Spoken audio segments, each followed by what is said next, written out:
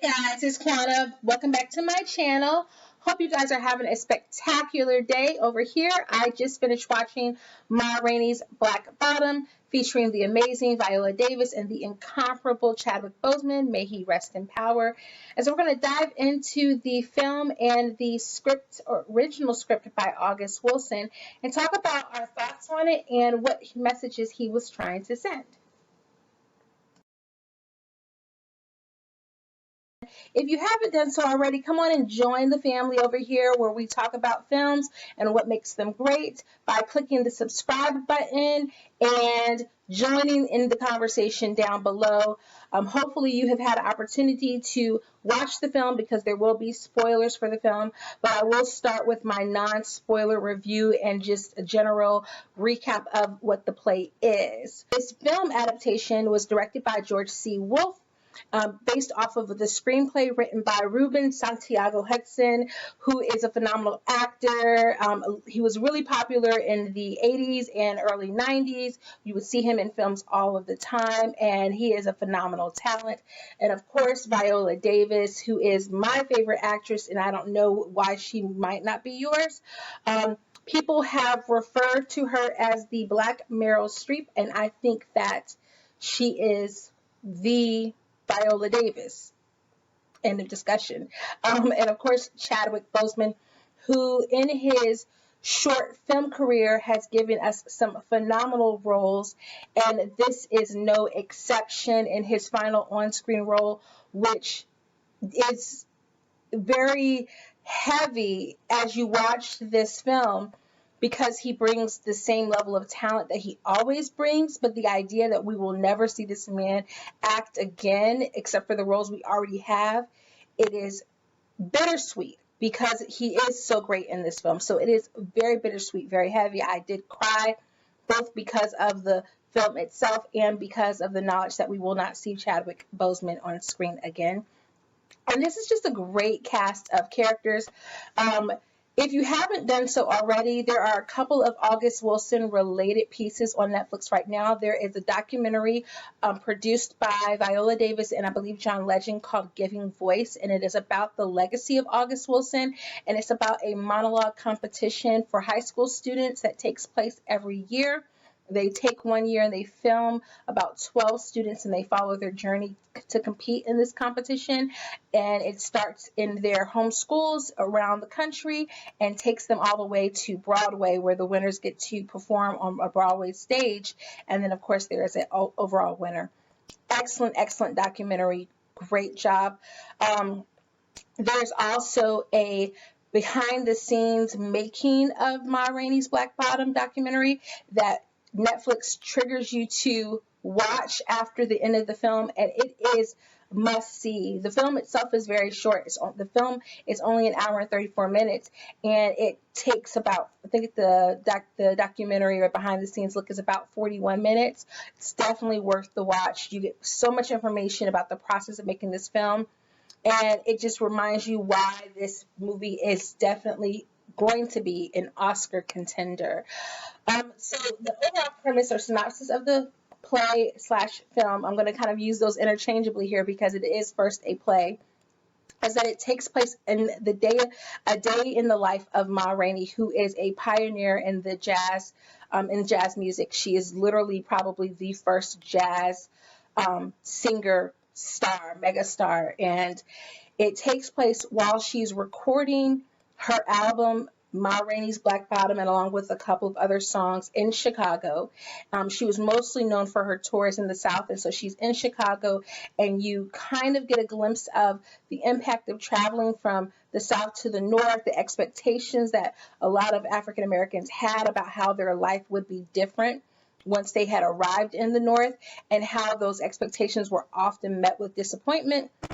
You also get the behind the scenes look of her band and her band of jazz players. You have her lead musician and probably the head of the band, Cutler. You have the trumpeter, Levy. You have the piano player, Toledo, and then you have on bass you have Michael Potts playing slow drag.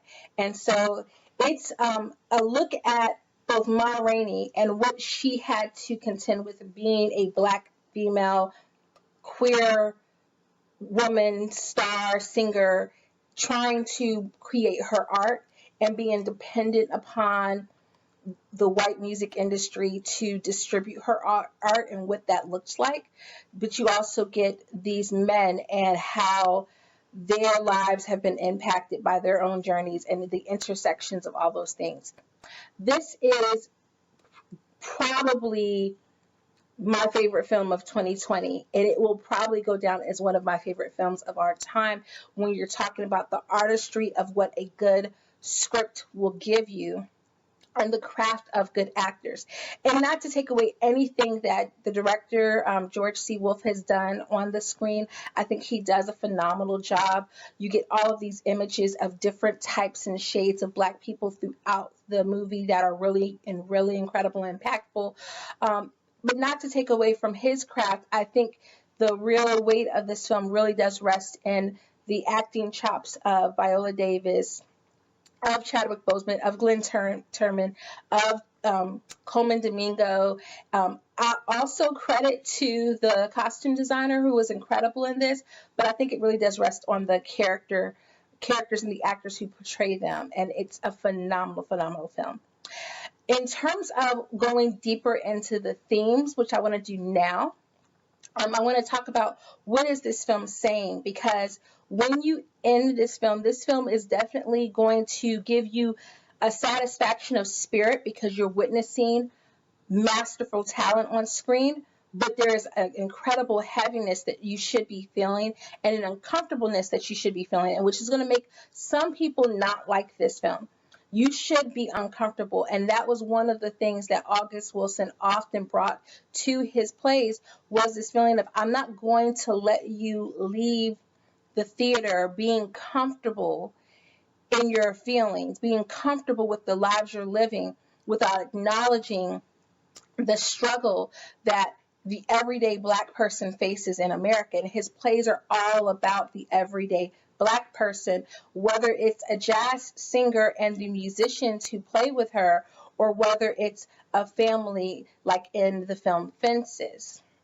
So as we see the movie and just kind of going through the script a little bit here, we get introduced to the band first before we really see Ma Rainey, although we do get a flashback of her performing in the tent. And very early on in that tent performance on tour, we see a conflict kind of taking place between her and Chadwick Boseman's character, Levy, Levy. I'm going to keep saying Levy, but I think it's Levy, because he is wanting to do his own thing, wanting to put his own spin on the music, and this is her stage, and no one can outshine Ma. And so he's also flirting, which we find out later is her girlfriend, played by Taylor Page, a character named Desi May. So when we finally see them arrive in Chicago, he has these aspirations of getting a new pair of shoes. He wants to start his own band. He wants to play music his own way. He wants to be a star. He wants to make his own art. And he's kind of unwilling to go through the process of submitting to Ma's authority and to her being the head of this band in order to kind of slowly climb his way to the top. He's trying to rush things along. Well, we find out from his character the great tragedies of his life, witnessing at a very young age his mother being gang raped, his father going after her rapist and ultimately being lynched for exacting revenge on them, and him witnessing that and trying to figure out his way in this world as a Black man who has to interact with white men who often have more power than he does, and how to navigate that, how to find moments to take back power or to carve out power, but also how to yield and to submit when he needs to, and struggling with that. We see him clashing with the other men in the band, as well as they try to give him advice and teach him about life. We have Cutler, who is a deeply religious man who wants to just get along. He's happy to get along with Ma, get along with the white men who own the studio and her manager, and just make music. And he's happy, and he doesn't want to rock the boat, and so he challenges Levy in his attempt to kind of get him to submit. And then you have Glynn Turman's character, which if you don't remember Glynn Turman, you probably best know him, or he probably is best known for his role as Colonel Taylor in A Different World, at least to Black audiences, but he's been in films he's been in so many movies. And of course, a lot of people know that he was at one time married to Aretha Franklin. Now, he doesn't rest his hat on that. That's not how he's known in the world. But when he's telling this story about a woman who he loved, who was a singer, I can't help but think about his actual real life, like him getting that role, actually having been married to Aretha Franklin at one point in time. And then we have Michael Potts, who plays Slow Drag, who is also kind of just one of those people who he doesn't want to make waves. He just kind of was willing to go through life and not challenge the status quo. And as we're learning about all of those men, we also get a glimpse into Ma Rainey's character. And Ma Rainey is a bit of an enigma. There are very few photos of her in real life. There's very little known about her. And so even in this play and in this film, she's a very unknowable character. We see her with her girlfriend and her nephew. We see that what she cares about is giving her nephew an opportunity in this business, that despite his stutter, which some might see as a limitation, she's going to give him a place on her album, and she's going to force her musicians to teach him and coach him so that he can start making money for himself, and he can start getting opportunities and kind of gaining confidence, which is a amazing moment when we see him light up because he finally makes it through performing his lines.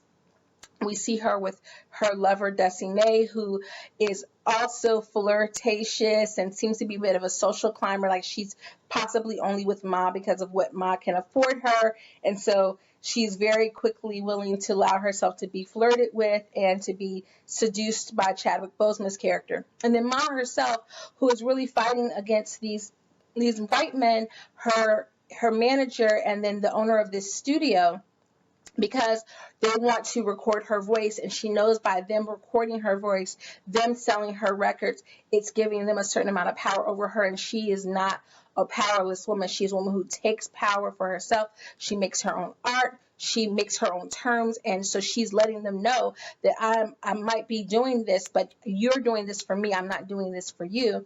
And she challenges them at every turn, and yet there's still ways in which they don't give her the respect she deserves. So that we see this scene with her where she's asked for, maybe one of her artist requests is for Coca-Cola, and they forgot to get her Coca-Cola. She has to send the band to go get her Coca-Cola, and she's going to drink that Coca-Cola before she records. It's a way of her asserting herself and retaining some autonomy. But I kept feeling like, wow, but she still had to go buy her own Coca-Cola. And so even as she was asserting herself, they were still taking something away from her. We see this struggle with her realizing that they only want her for her voice, and they would be just as ready to dismiss her and to get rid of her as soon as they capture her voice. And it makes me think of all of the countless nameless and named Black artists along the spectrum of time who've had their work stolen or re-recorded by white singers, and we've forgotten about them, while those people are heralded and praised as being the creators of rock and roll and the kings and queens of all of these different movements. And as Viola Davis says in the documentary, blues is a Black art form. It was about the pain that Black people experience and them finding ways to get that out. So it was about them exerting themselves sexually, where they were often forced to be sexualized, them taking autonomy from that, them showing their pain, them expressing themselves. And we see that is kind of being co-opted in this. And then you have the tragedy of Chadwick Boseman, the character that Chadwick Boseman plays, because ultimately he feels as though he's carving his way in this society, in this world, creating his art. He makes a deal with the record label man who's going to buy songs from him, commission songs from him, and we see that he dismisses him. And as soon as we see that scene, those of you who've watched anything about the making of the music industry, especially movies like Five Heartbeats or The Temptations, you knew what was coming, even if you've never actually read this play, you knew that Chadwick was not getting a deal. He was not going to make his own band. He was not going to get anything really other than chump change for that song that he wrote. And at the end, it is taken from him. Okay, so now spoilers. Well, why am I saying spoilers? I've been spoiling this since I ended my non-spoiler section. So sorry if you stayed along for the ride, okay? And he doesn't get his record deal or anything like that, and he ends up taking it out on one of the other musicians in a very tragic scene that ends up being he kills Glynn Turman's character, and it's disheartening and shocking and guttural, and the grief that you see on both men's face because neither one of them wanted that. Chadwick Boseman's character did not want that, but he misplaced that anger and that rage and took it out on Glynn Turman's character, and it was a very tragic scene, and then the play ends there. And so again, this goes back to what I was saying about August Wilson not letting you leave without wrestling with your feelings. So what is this play talking about? It's talking about how the intersections of how we deal with race in this country. We see the men who are at the top, and we see the black men and women who are struggling to make their own way in society, never making it to that top, and struggling to carve out a little piece for themselves. And often it puts them at opposition with each other. There was no reason for Chadwick Boseman's character to be in opposition to Ma Rainey. He was a singer in her band. As long as he was playing, he was a trumpeter for her band. As long as he was playing for her, he was going to continue to make music.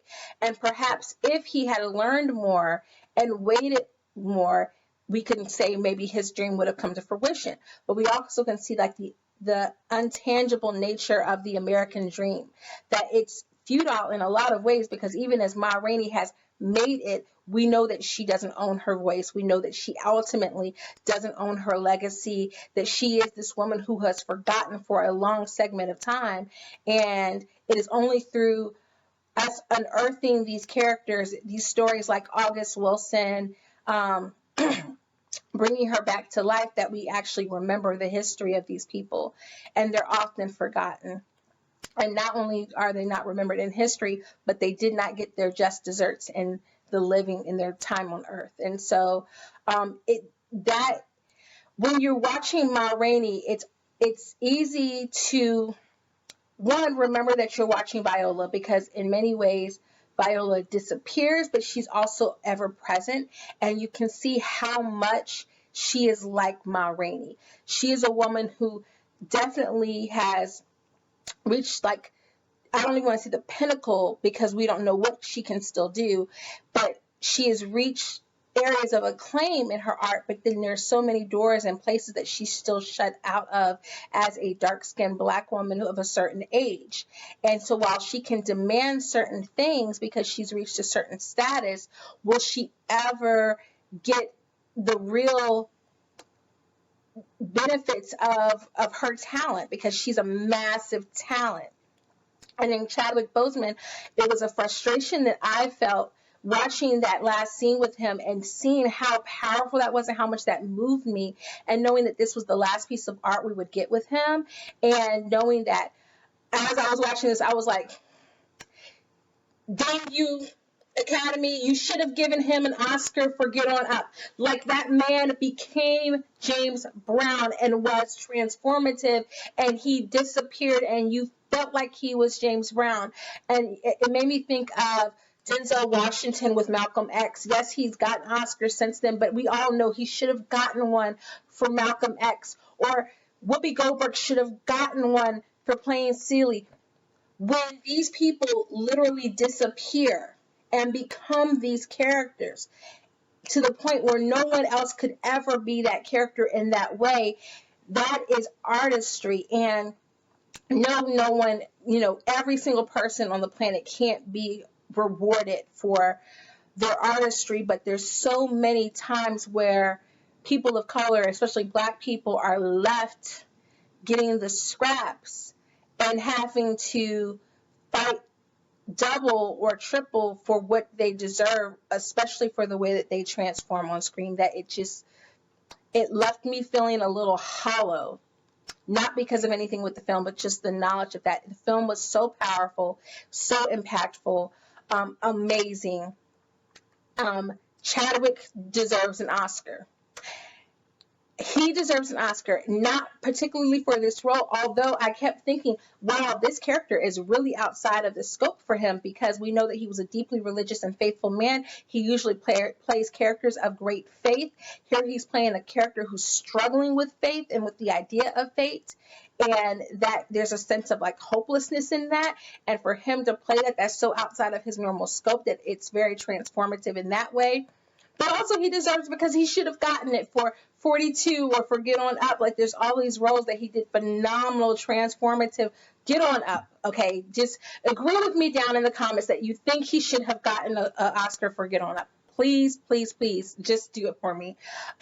Viola Davis, we know that she's gotten, of course, supporting actor roles and Oscars for that. She deserves to be the leading lady on as many movies as she wants to be, as many stages as she wants to be, and she deserves an Oscar for this. This movie was just, it was so good. The acting was just so like out of their pores. They were just sweating with acting chops. The only thing, if I have to say one bad thing about this, it was the way that the fat suit fit on her, especially around the chest area. I know it could have been like the bra and the way that, but it was definitely like her chest was the cleavage, and then you have the fat suit, and there's extra padding there for extra boobs, and that's just, even with a bad bra, that's just not how big women, as a big woman, that's not how our breasts sit, and so that just kind of bothered me a little bit. But other than that, this movie was amazing, phenomenal. So good. I don't even know if I can really call this a review. I just think as an analysis, you really have Ma Rainey exemplifying, yes, a strong female character, a strong Black female character, but also breaking barriers in that she is a woman who is ahead of her time. She's ahead of her time, and she's ahead of the world, and she could have lived in 2020 and thrived. Like Ma Rainey walked, she hustled and climbed so that Lizzo could shine in 2020. Like, that is definitely a real thing. Like, yes. And so that we could have a Viola Davis and all of those things. And so we really see that. But like I said, the biggest theme of this is not just the racism. It really is the residual impact of racism, the way that racism has shaped Black people, the pain and the hurt that it's caused them, the fact that the way it has experienced has taught us to hustle and sometimes to fight and be defensive against those who would love us and who would protect us, because we don't know another way to exist, or because we feel like we have to do that in order to get what we need and what we want. And that's the devastation of what I think August Wilson was trying to show with this. We also see this in Fences very well. Again, great movie. I can't say enough how thankful I am that this came to Netflix, that Netflix did this deal, because so often movies of this caliber get pushed to the side, and when you might get a couple of people who get a chance to see them because of, like, who are like Oscar fanatics and aficionados, but so often movies of this caliber will get ignored by mass audiences, and so I think that more people will get to see this because of being a Netflix deal, and I just think it deserves for everyone to watch this movie. Let me know down below in the comments, did you cry? How did you feel? What did you think, guys? I just can't say it enough. I'm going to keep saying it until the end of time, and if in a couple of months, if Viola and Chadwick do not get Oscars, I'm done. I'm done with the Oscars at that moment. Okay? All right, guys. So that is all I have to say about Ma Rainey's Black Bottom. Sorry if I rambled a little bit. You know your girl. It's a lot. But I'm trying my best. please do me a favor, and if you like this video, or if you just want to interact with me on this video and talk about your thoughts on the movie, comment down below, hit the subscribe button, and come back and see me next time, because I'll be reviewing Tiny Pretty Things. Until next time, guys, toodles.